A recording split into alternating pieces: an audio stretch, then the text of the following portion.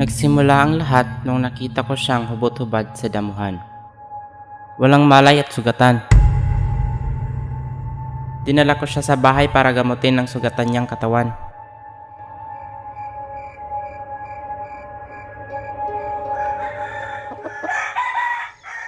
Anong nakita mo kagabi? Lahat.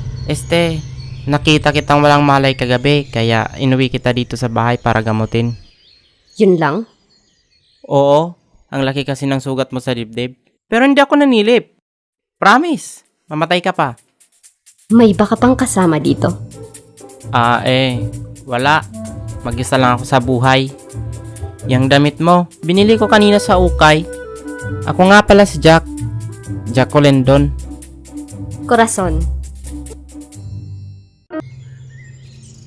Nasugatan ko ang aswang kagabi at sigurado akong napuruhan ko ito.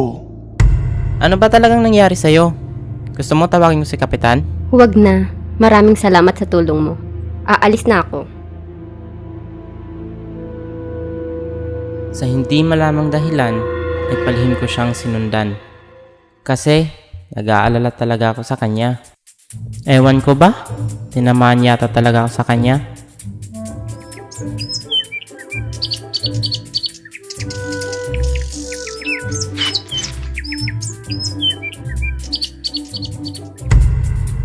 Kaibigan! Iligaw mo ang sumusunod na binatilyo.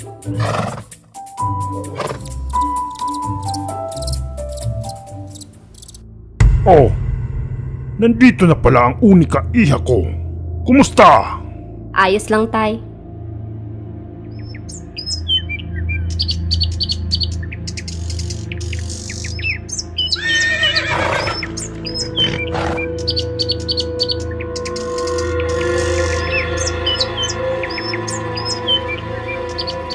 Diyos ko po, na-engkanto na yata ako. Kailangan kong baliktarin tong damit ko para makabalik ako.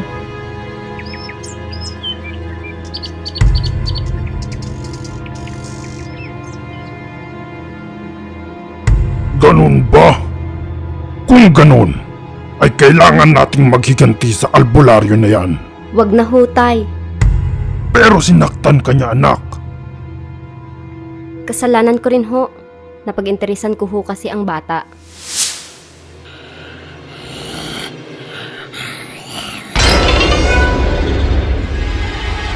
Hoy! Lubayan mo ang apo ko!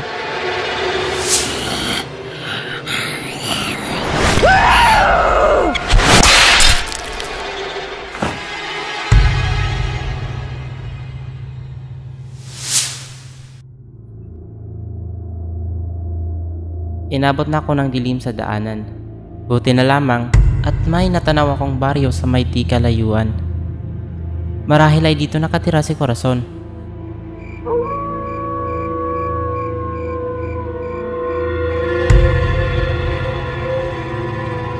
Psst!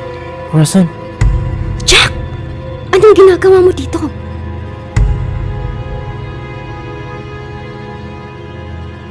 Supremo! Kailan ba tayo ulit mandadagit ng tao? Umay na kami sa karne ng hayop Masyado pa tayong mainit sa mga tao. Ayokong mahanap nila ang ating baryo. Ano pang ginagawa mo dito? Ba't mo pa ako sinundan? Kasi nag-aalala ako sa'yo. Aswang! Ay! Bakit pa kayo nagbubulungan? Supremo, mukhang meron ka atang tinatagong tao sa bahay mo. Madaya ka, Supremo! Magandang gabi ho. Magandang gabi naman. Anak, sino ang lalaking ito? Siya po si Jack. Jack? At kaano-ano mo naman ang binatang ito?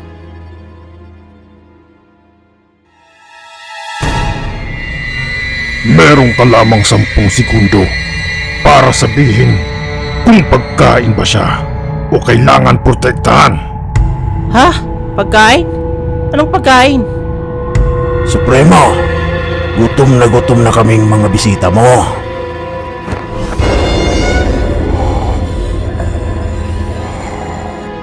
Kasintahan ko po.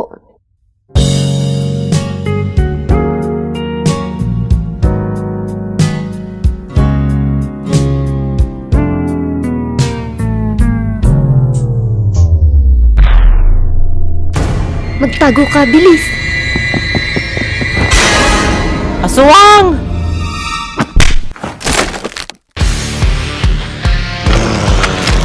Supremo, ibigay mo na sa amin ang bisita mo. Ang tinutukoy mong bisita ay kasintahan ng anak ko! Daddy! Baby ko! Walang pwedeng gumalaw sa pamilya ko. Lalong-lalo na sa magpapatuloy ng lahi ko. Lahi! Baby ko! Mga aswang kayo! Sumakay ka na lang kung gusto mong ligtas na makaalis dito. Kung ganon, ikaw pala ang kasintahan ng anak ko. Oho. Sabi niya po. Tay, kailangan niya na pong umuwi. Ngayong alam mo na ang tunay naming pagkatao. Gusto mo pa rin ba ang anak ko? Ho? Gusto ho? Jack! Totoo naman talaga yung sinabi ko, Corazon. Hindi ko nga alam kung bakit ako napunta dito. Ang alam ko lang, nag-aalala ako sa'yo. Gusto kita, kahit na aswang ka. Jack, Kung ganon, ay papakasalan mo ang anak ko. kasal? Nga pala, anong ipapakain mo sa anak ko? Ho? Kanin ho? Tsaka asin? Noong bata ako, lagi akong tinutokso ng mga kaklase ko. Hoy, Corazon, aswang ka! Aswang, aswang, aswang. Aswang, aswang. Sa inis ko, kinagat ko ito. At yun ang unang beses na nakatikim ako ng karne ng tao. Ang lungkot naman ng kabataan mo. Noong bata ako, lagi din akong tinutokso ng mga kaklase ko. Kasi, asin at kanin lang palagi ang baon ko. Iyak ako ng iyak noon. Ba't malungkot ang beshi ko? Sinumbong ko yon sa tatay ko. Tapos, Ayun, di na niya ako binigyan ng baon. Magandang araw, Supremo. Mang Pitong, Balita ko, nagawi dito si Rico. Halos 3 araw na rin kasi na hindi umuwi ang anak ko. Madaya ka, Supremo! Supremo, ibigay mo na sa amin ang bisita mo. marahil ay dumiretso sila sa bayan para mandagit ng tao. Binalaan ko na ang mga yon, pero ang titigas pa rin talaga ng ulo. Sana ay walang nangyaring masama sa anak ko. Dahil sinisiguro ko, babalatan ko ng buhay ang tumarantado sa anak ko. nagsimula ang lahat nang makita ako ng taong ito. Kinamot niya ako at saka sinundan. Meron ka lamang 10 segundo para sabihin kung pagkain ba siya o kailangan protektahan. Gusto ko lang naman sanang iligtas siya kapalit ng pagligtas niya sa akin. Kasintahan ko po. At sa isang iglap, nagbago ang takbo ng buhay namin. Kung ganon, ay papakasalan mo ang anak ko. Kasal?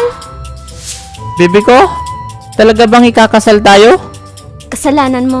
Ba't ka pa kasi pumunta rito? Humahanga ako sa iyong katapangan sa pagpunta rito para makita ang anak ko. Ho? Opo, atapang nga tao. Marahil ay nagtataka ka kung bakit nagmamadali ako na ikasal kayo. Oo nga po eh, ang bilis ng pangyayari. Pala desisyon ho kayo? Yun ay dahil sa yun ang nakasanayan ng angkan ko. Ah, Kaya gusto ko na agad na magpakasal kayo at bigyan niyo ako ng maraming apo. Kung gusto nyo ho, pwede naman natin unahin yung paggawa ng apo. Anong sabi mo? Mang Pitong, wala hong nakakita kalariko na pumunta sila sa bayan. Kung ganon, ay tama nga ang hinala ko. Ano ba ang plano? Maganda kayo, lulusubin natin si Supremo.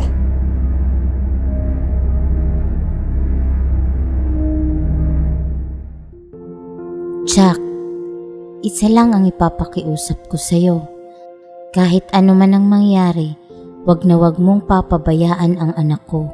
Ho? Opo. Ang drama niyo naman, Nay.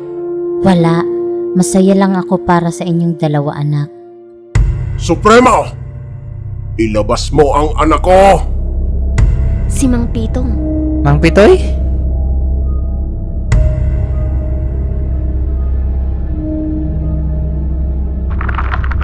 Mang Pitong, wala dito ang anak mo.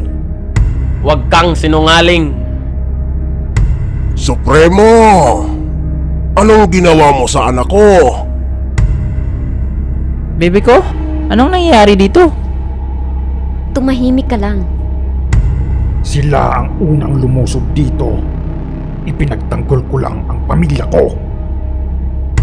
Kung ganon, magbabayad ka sa ginawa mo.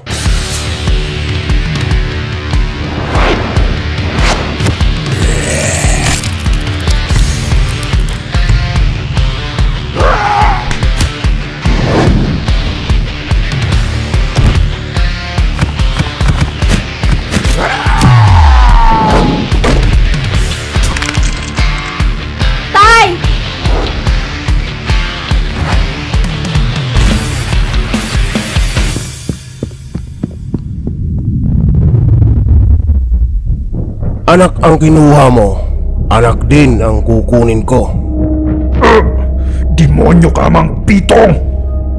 Hoy, Mang Pitoy, bitawan mong baby ko. Jack! Bakit meron ditong tao? At sino ka naman sa tingin mo? Ako? Ako ang boyfriend. Baby ko!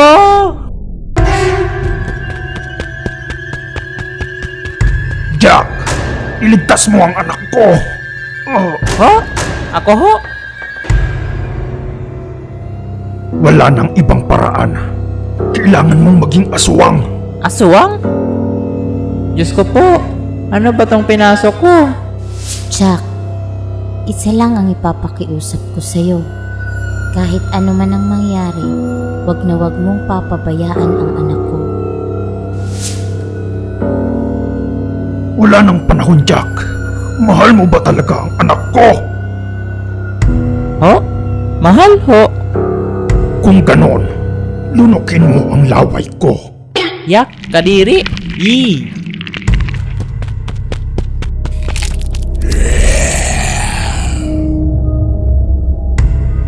Pasensya ka na, Iha.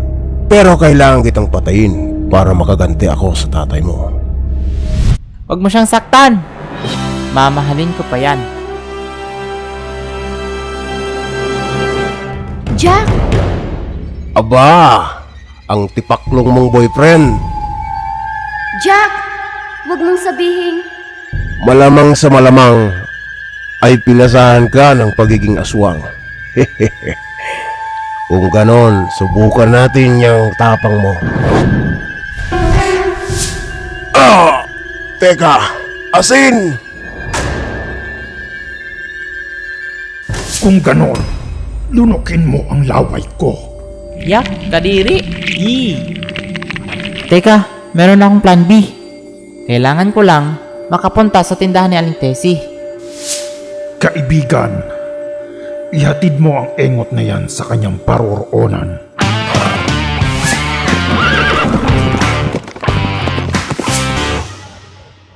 Aling Tessie, pwede hong makiutang? O Jack, ano na naman? Pautang ho ng asin, nagmamadali ho ako. Hay nako Jack, lagi na lang asin ang ulam mo. Meron ako ditong tosino, libre ko na sa'yo. Hindi ho, Aling Tessie. Asin po talaga kailangan ko. Ay nako, magkakasakit ka niyan sa bato. Ito, sardinas. Aling Tessie naman eh. Asin nga kasi. Ewan ko sa'yo. Eto. Teka, asin! Oo, asin. Surprise!